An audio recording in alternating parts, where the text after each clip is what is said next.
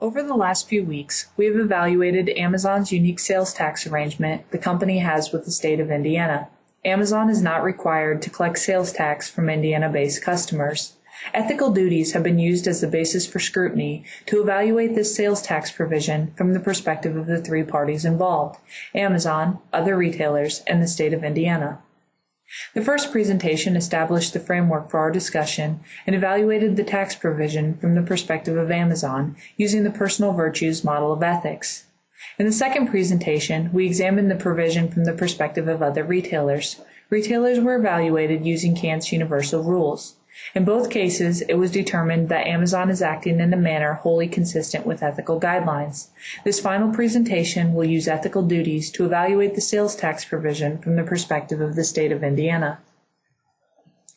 Most of the discussion involving the state of Indiana, aside from offering the deal to Amazon, has been on the amount of revenue the state loses. Sales tax, the argument goes, is the largest single source of state revenue, and the state is not receiving it on these purchases. This line of logic is flawed for the state, from both an ethical and legal standpoint.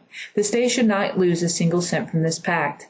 Indiana taxpayers are legally required to pay a tax on all purchases.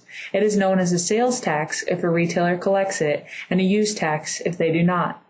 When an Indiana consumer purchases something taxable online, whether from Amazon or any other retailer that does not collect tax, they are to pay use tax on it by completing Form ST-115 or by reporting it when they file the IT-40, their state income tax return. The worksheet included with the 2010 IT-40 booklet even separates the entries into 4 fields: magazine subscriptions, mail order purchases, internet purchases, and other purchases. Failure to pay use tax is punishable by a 10% penalty in addition to the amount owed plus interest.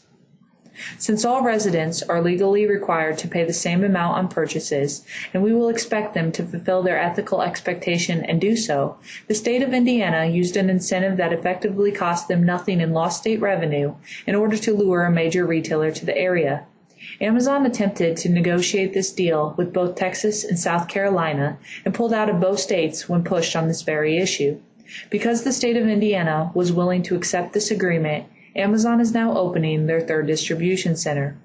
Theoretically, the state is losing nothing in revenue, as long as its citizens are legally reporting their purchases, and is able to offer the same programs as it would without the abatement. The state of Indiana is, therefore, fulfilling the distributive justice test of ethics. Never take any action in which the least of us is harmed in any way. In these 3 presentations, we have evaluated Amazon's unique sales tax provision as seen from the 3 parties involved: Amazon, other retailers, and the state of Indiana. Perspectives were evaluated using ethical duties as a basis for scrutiny. The state of Indiana was creative in their use of an encouragement to Amazon that shifts the responsibility for sales tax submission from the retailer to the consumer.